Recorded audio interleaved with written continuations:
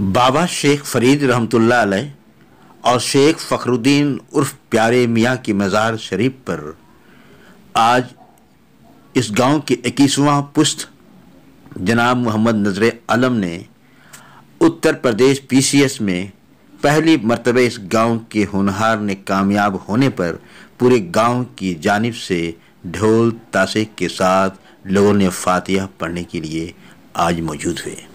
इसलिए डॉक्टर अल्लामा इकबाल ने कहा कि हजारों साल नरगिस अपनी बेनूरी पर रोती है, बड़ी मुश्किल से होता है चमन में दीदवर पैदा। आपको जानना चाहिए कि बाबा शेख फरीद रहमतुल्लाह अलैह ज़माने तुगलक बादशाह के ज़माने में पखनपुरा गांव के पश्चिम जानिब आए थे और एक इमली के पेड़ के नीचे बैठ गए और चरवाहों से कहा, मुझे दूध पिलाओ। चरवाहों ने कहा कि दूध नहीं मिल सकती क्योंकि ये बाछी है, बाछी दूध नहीं देती है। चरवाहों से फिर जिद किया कि निकालो, दूध दे देगी। चरवाहों की जिद होने पर चरवाहों ने बाछी से दूध निकालना शुरू किया। दूध खूब निकल गया। अब इस बात की शोर राजा बीरपुर जो गंगा किनारे मौजूद है वहाँ तक पहुँच गया। वहाँ पहुँचने के बाद राजा के यहाँ भी कोई बच्चा जन्म नहीं ले रहा था, वो भी आए अपने यहाँ इस पखनपुरा में मौजूद शेख फरीद रहमतुल्लाह अलैह से मन्नत किया तो उन्हें भी औलाद हुआ। अब इसकी खबर उन लोगों ने इस फ़कीर को पूरी ज़मीन इस क्षेत्र की उन्होंने दान में दे दिया और बाबा शेख फरीद रहमतुल्लाह अलैह के भाई शेख फ़खरुद्दीन उर्फ प्यारे मियाँ के ये 21वां वंशज आज पखनपुरा में मौजूद हैं। गांव में पहला लोक सेवा आयोग उत्तर प्रदेश में मोहम्मद नज़र आलम की कामयाबी पर पूरे गांव झूम गया और झूमने के बाद आज शाम के वक्त फातिहा के लिए पहुँचे। अच्छा है दिल के साथ रहे, अच्छा है दिल के साथ रहे, पास बाने अकल, लेकिन कभी कभी इसे तन्हा भी छोड़ दे। आज गांव के लोग यहाँ पहुंचकर फातिहा किया और उससे पहले बंगला पर एक शानदार जलसा हुआ जिसकी सदारत मास्टर मेनुद्दीन ने किया और संचालन रब्बानी ने किया। साबिक प्रधान नदीम अहमद सिद्दीकी, मोहम्मद औरंगजेब,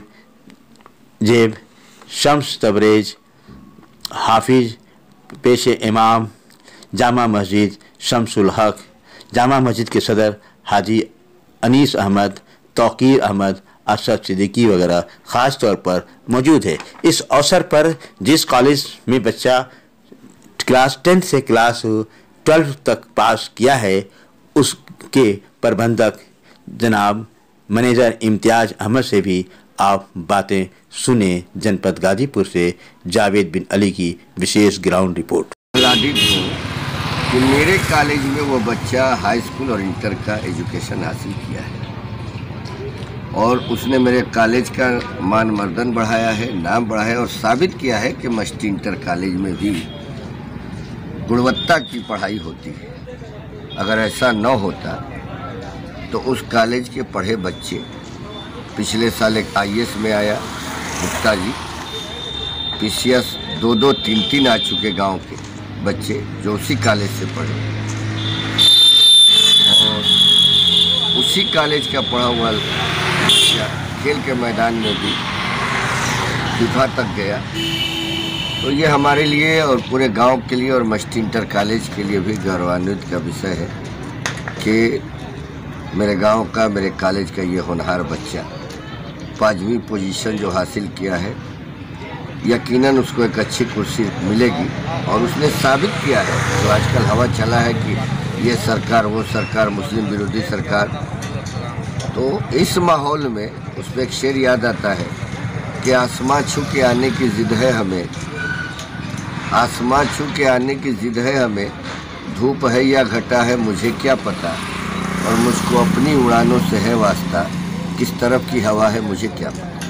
तो कामयाबी और कामरानी के लिए हवा के विपरीत जाके भी आदमी अपनी कोशिशों से, अपने काविशों से, अपनी मेहनत के बल पर और समाज को एक मैसेज देने का काम करता है। किसी तरफ की कोई भी हवा हो, लहर, हमने उस विपरीत माहौल में, उस विपरीत परिस्थिति में भी अपने आप को साबित करने की कोशिश की और कामयाब रहे। आप मैसेज क्या देना चाहते हैं?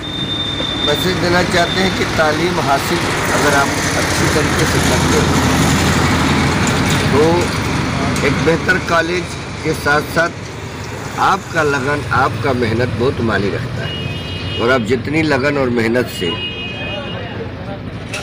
अच्छी तालीम हासिल करके जिस भी मुकाम को चाहो हासिल कर सकते हो। इसलिए कि हर असफलता बताती है कि सफलता में कहीं ना कहीं कोई कमी रह गई, जो कि हमने सही प्रयास नहीं किया, हमारे प्रयास में कोई कमी रह गई।